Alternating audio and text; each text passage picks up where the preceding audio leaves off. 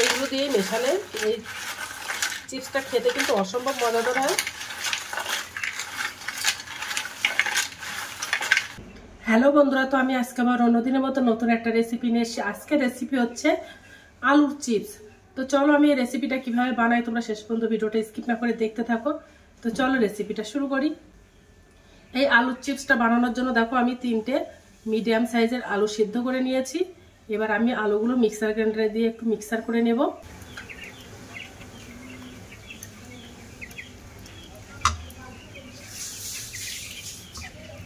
একটু জল দিয়ে দেবো, দিয়ে একটা আলুর পেস্ট বানিয়ে নেব।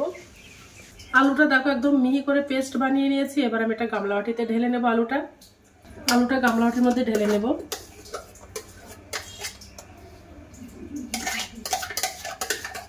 এবার আমি ওর মধ্যে একটু লবণ দিয়ে দেব। এবার আমি ওর মধ্যে চালের গুঁড়ো দিয়ে দেব।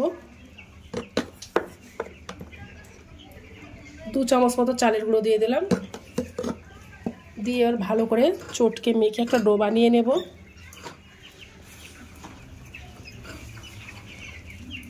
আর 1 চামচ আটা দিয়ে দেব, একটু নরম নরম মতো লাগছে তার জন্য। দিয়ে ভালো করে চটকে মেখে নেব, মেখে একটা ডো বানিয়ে নেব। চটকে দেখো আমি একটা শক্ত করে ডো বানিয়ে নিয়েছি।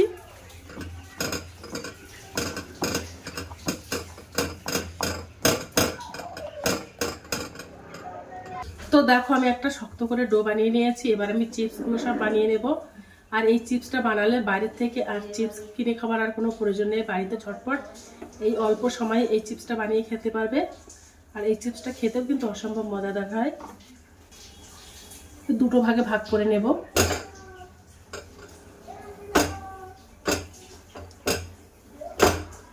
নিয়ে এবার বড় সাইজের আমি একটা রুটি মতো বেলে নেব, একেবারে পাতলা করে। একটু হালকা করে একটু চালের গুঁড়ো ছড়িয়ে দেব, তাহলে নিচ থেকে লেগে যাবে না। পাতলা করে একটা রুটি বেলে নেব।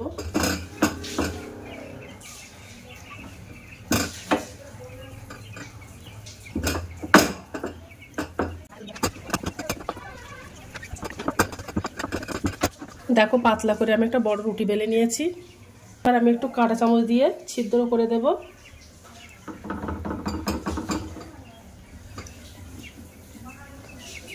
তাহলে ভাজার সময় আর ফুলবে না।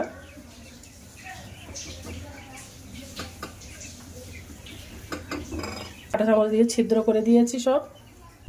এবার দেখো আমি একটা কুকি কাটার নিয়ে নিয়েছি। এই কুকি কাটার দিয়েই কেটে নেব। তোমরা চাইলে গ্লাস কিংবা অন্যান্য কিছু দিয়ে তোমরা কেটে নিতে পারো। তো এবার এইভাবে এই মাপের আমি কেটে নেব। কুকি কাটার দিয়ে কেটে কেটে নেব।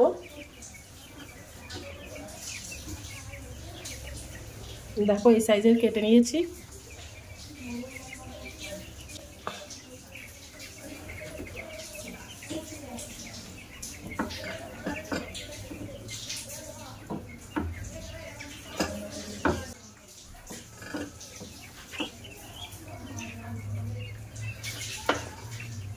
তো দেখো চিপসগুলো সব কাটা হয়ে গেছে। এবার আমি চিপসগুলো সব ভাজা করে নেব।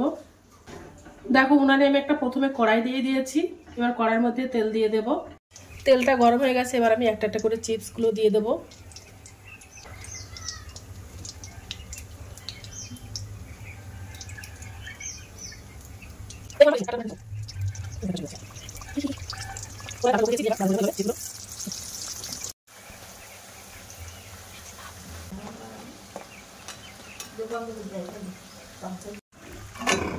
দেখো আস্তে আস্তে চিপসগুলো কত সুন্দর কালার হয়ে গেছে। তুলে নেব।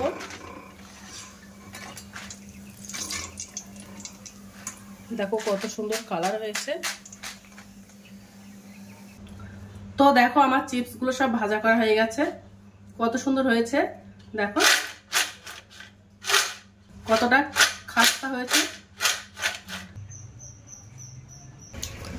দেখো চিপসগুলো কতটা সুন্দর হয়েছে, পাতলা একদম। কিছুটা মশলা মেশাবো। তো আমি কি মশলা নিয়েছি দেখো, বিট লবণ নিয়েছি, আর যে রেগুলার যে লবণটা আমরা খাই সেই লবণটা নিয়েছি, আর লঙ্কার গুঁড়ো নিয়েছি, আর হচ্ছে চাট মশলা। তো এইগুলো দিয়ে মশলাগুলো দিয়ে সব মেখে নাও। মশলাগুলো দিয়ে দিলাম, দিয়ে এবার একটু ভালো করে মিশিয়ে নেব। আর দেখো কতটা খাস্তা হয়েছে। এইগুলো দিয়ে মেশালে এই চিপসটা খেতে কিন্তু অসম্ভব মজাদার হয়। দেখো মশলাটা মাখানোর পরে কালারটা কত সুন্দর হয়ে গেছে। তো এবার আমি একটু খেয়ে দেখবো যে কেমন হয়েছে।